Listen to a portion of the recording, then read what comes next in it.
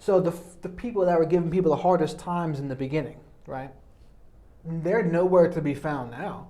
The people saying, you better do this or you're going to kill your grandmother. You better do this or you're going to kill your neighbor. How selfish could you be?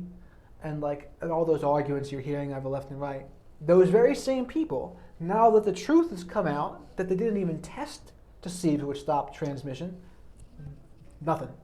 No apologies, no nothing. Yeah, but you have to understand, this is the way that I view it. In the beginning, when they first started talking about a vaccine, like when they shut the country down and scared the shit out of everybody for a reason, it was for an agenda. It was to put you in a state of fear so that you would believe anything. Mm-hmm.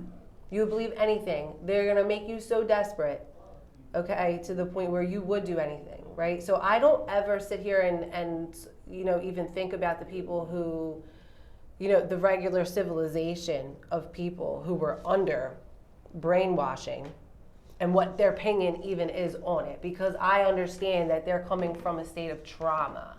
Nobody in our history had ever been through something like that, completely isolated from civilization. That was done for a reason. It was very strategically, everything was very strategically planned out and done. There's actually, if you look deep into it, I don't know if you'll still find after the pandemic, this information. But before the pandemic, if you look into Bill Gates and you look into Big Pharma, and if you look into the studies done on the human psyche by the CIA, by Bill Gates, and things like that, and what it would take for what you have to almost think that their agenda was, a one world order type of thing, and that this was a test. It's like, to me, the whole time it was happening, it was all looking like, and I don't ever mean to offend anybody by saying this, but it was Nazi Germany and a test of that type of thing. And I think that a lot of it worked, and they needed to see, how far could it go. I 100% believe that COVID-19 was made in the lab.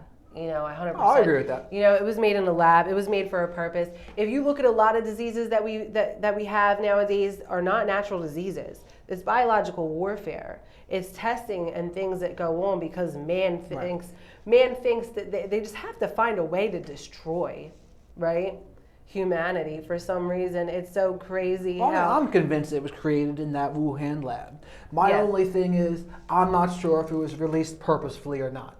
It might have been a convenient accident, or it might have been done purposefully. I'm not sure. Right before the election? No. Neither way. It was completely. They don't go as far as to brainwash an entire world and have it not be done. I think that it might have been a little premature. It could have possibly been an accident, but it was always created to be released. Well, I think whether it was purposeful or an accident, they certainly are using it to their advantage now. Right. I think that part's undisputed. And now you look at the WEC, the World Economic Forum, and you see all these things about going into place here. You see Bill Gates buying all of his farmland in America. I remember when he started doing that. And now he's doing that.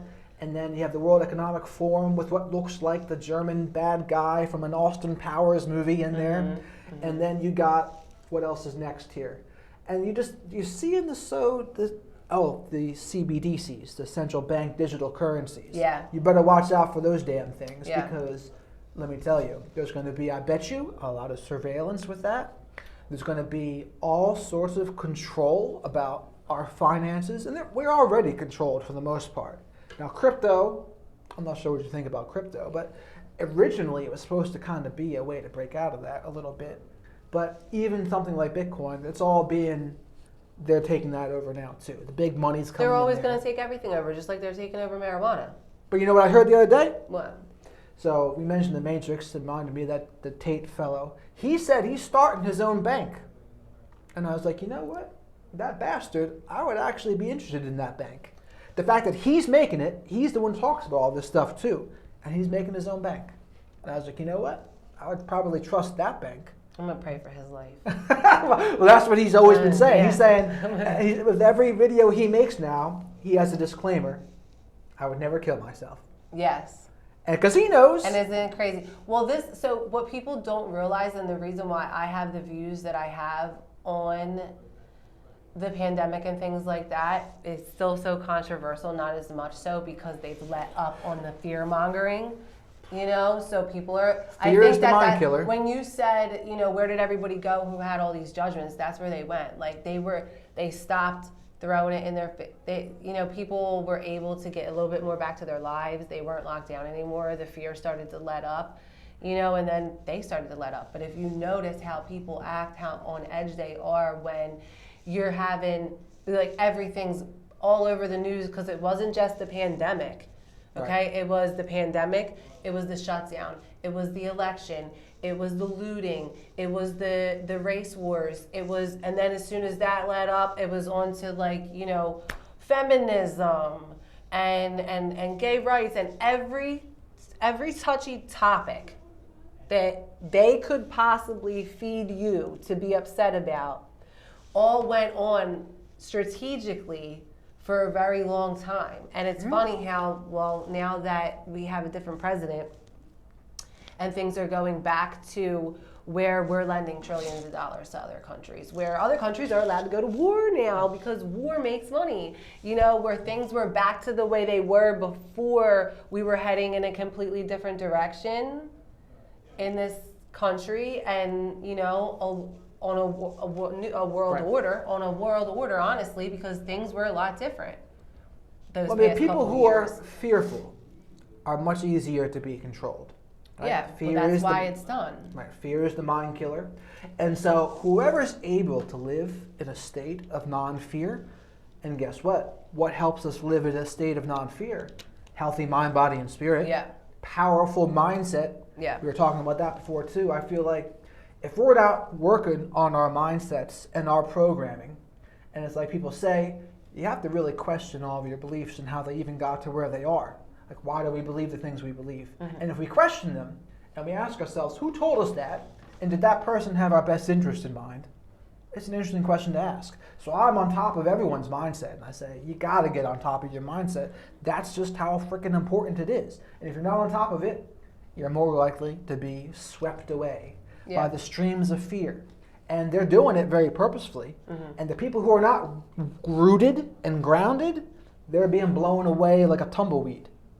And they just kind of go to and fro, to and fro. And this is what really should annoy people about Ukraine and Russia, for example. Our government told Zelensky, don't negotiate with Putin. As long as Putin's there, and this is before the war started, don't negotiate with him. So why is America, us, who should really be thinking to ourselves, how do we prevent nuclear war? Like, do Americans really care about the Donbass and who runs that? It's like, how about you say to Zelensky, do what you got to do so that we don't have a nuclear war? How about that? But they said to him, you better not negotiate with Putin. And so now we have what we have. That we have a war that